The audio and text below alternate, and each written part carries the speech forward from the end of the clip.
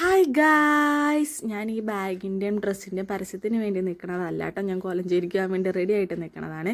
പിന്നെ ഈ ഡ്രസ്സിൽ ചെറിയെന്ന് എഴുതിയിരിക്കണത് എനിക്ക് ഭയങ്കരമായിട്ട് ഇഷ്ടപ്പെട്ടു. അപ്പോൾ ഞാനും എനിക്കും കൂടിയാണ് കേട്ടോ പോകുന്നത്. ഇങ്കുവാമേനെ കൊണ്ടുപോകണില്ല കേട്ടോ, കാരണം പോയിട്ട് ഇപ്പോൾ തന്നെ തിരിച്ചു വരും. അത് കാരണം കേട്ടോ ഇങ്കുവാമേനെ കൊണ്ടുപോകാത്തത്. പിന്നെ എൻ്റെ അനിയത്തി ഭയങ്കര റൈഡറാണെന്നാണ് അവളുടെ വിചാരം. അങ്ങനെ അവൾക്കൊരു സിം എടുക്കാൻ വേണ്ടിയിട്ട് ഞങ്ങൾ പോയത് ഇന്ത്യൻ ടൈം ഹൗസിലേക്കാണ്. അവിടെ ഇച്ചിരി നേരം പോസ്റ്റൊക്കെ ആയി. പിന്നെ അവൾക്ക് ഫോണിൻ്റെ കവറുകൾ മാറ്റണമായിരുന്നു. കുറേ കവർ നിരത്തിയിട്ടിട്ട് ഇത് നല്ലതല്ലേ ഗൂഗിളേ എന്നൊക്കെ ചോദിക്കേണ്ടായിരുന്നു കേട്ടോ.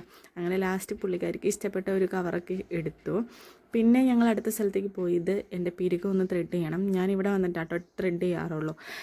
മിറാക്കിൾ മേക്ക് ഓവർ സ്റ്റുഡിയോ എന്നാണ് ഞാൻ ത്രെഡ് ചെയ്യണത്.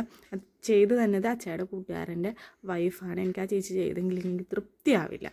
അങ്ങനെ പിരികൊക്കെ ത്രെഡ് ചെയ്ത് ഞങ്ങൾ വീട്ടിലേക്ക് പോയി. മുഖത്തേക്ക് നോക്കടാ.